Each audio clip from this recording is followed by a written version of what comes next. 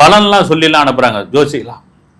நீங்கள் போய் ஒரு 10 தெருநாய்க்கு 20 பாக்கெட் பிஸ்கெட் வாங்கி போடுங்க, உங்களுக்கு சூப்பராக எல்லாம் நடந்துடும் அப்படின்னு என்ன பண்ணுறான். 20 பாக்கெட் பிஸ்கெட்டை வாங்கிக்கின்னு எங்கெங்கெல்லாம் தெருநாய் இருக்குதோ அந்த நாய்க்கு கண்ட மேனிக்கு அதை வீசுகிறான்.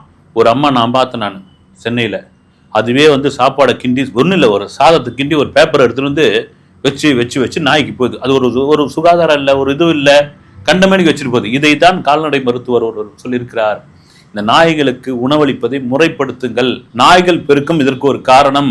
நாய் இந்த மனுஷனுக்கு மைண்ட் ஒரு மாதிரி ஆகி போச்சுங்க. இன்னும் டீப்பா வெளிநாடுகளில் என்ன ஆராய்ச்சி பண்ணியிருக்காங்கன்னா, இந்த செல்போன் கதிர்வீச்சு இருக்கு இல்லைங்களா, அது மனிதனுக்கு எப்படி டிஸ்டர்ப் பண்ணுறோ அதை விட பல மடங்கு நாய்க்கு அப்படின்னு காப்மேயர்னு ஒரு தன்னம்பிக்கை எழுத்தாளர் வந்து ஒரு இது சொல்லியிருக்காரு. என்னன்னா, நாய்களை நீங்க கண்ணுக்கு நேராக பார்த்தீங்கன்னா நீங்க என்ன நினைக்கிறீங்கன்னு கண்டுபிடிச்சிடும் அந்த நாய். அது காரணம் என்னன்னா, 10 ஜெராக்ஸ் மிஷினுடைய பவர் வந்து அந்த நாய்களுடைய மனசுக்கு இருக்குது. அப்சர்வேஷன். ஒரு மனிதன் எதை பார்க்கறான், என்ன நினைக்கிறான், நம்மள நாய் பயந்தா இதுவாயிடும். அவன் வந்து இது பண்ண வந்தவனா, திருட வந்தவனா, அவன் வந்து தப்பான எண்ணத்துல வந்தவனா, இல்லை தெருவுக்கு புதுசா வந்தவனா, பெரும்பாலும் நாய்க்கு பார்த்தா நமக்கு பயந்தான் வரும். ஆனால் தான் பயந்த உடனே இந்த நாய் என்ன பண்ணும், குறைக்க ஆரம்பிக்கும், கடிக்க வரும்.